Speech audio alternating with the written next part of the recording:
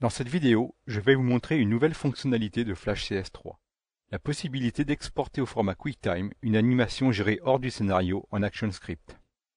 Dans ce fichier, j'ai créé une animation par programmation. Si je fais CTRL-Entrée, on peut voir évoluer une succession de bulles du bas vers le haut. Si je regarde la structure de mon fichier, j'ai juste un calque action avec du code représenté par la présence du petit a. En allant dans le panneau Action, j'ai une série de lignes de code gérant mon animation. Dans les versions précédentes de Flash, on pouvait exporter une animation au format QuickTime, mais seules les animations faites dans le scénario étaient prises en compte.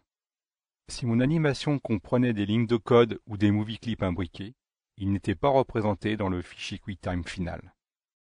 Je vais maintenant exporter mon animation en allant dans le menu Fichier, Exporter, Exporter l'animation.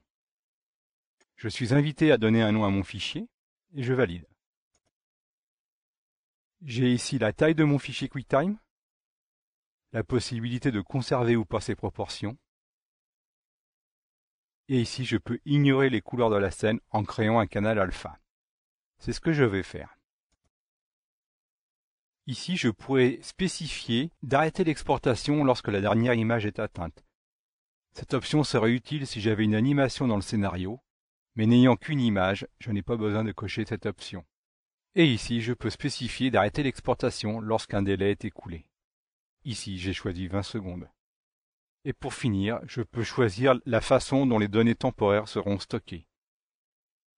Soit en mémoire, ce qui est recommandé pour des animations courtes, soit sur le disque pour de grandes animations. Je valide en cliquant sur le bouton Exporter. Flash génère maintenant le fichier QuickTime. Il est important de ne pas avoir d'autres process actifs en arrière-plan, garantissant ainsi une fluidité optimum.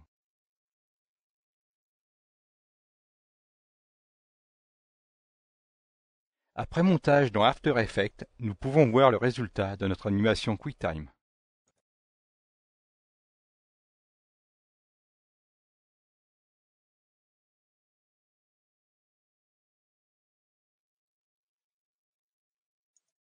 Nous avons vu qu'il pouvait être très intéressant d'utiliser Flash pour générer des animations devant être intégrées dans des montages vidéo.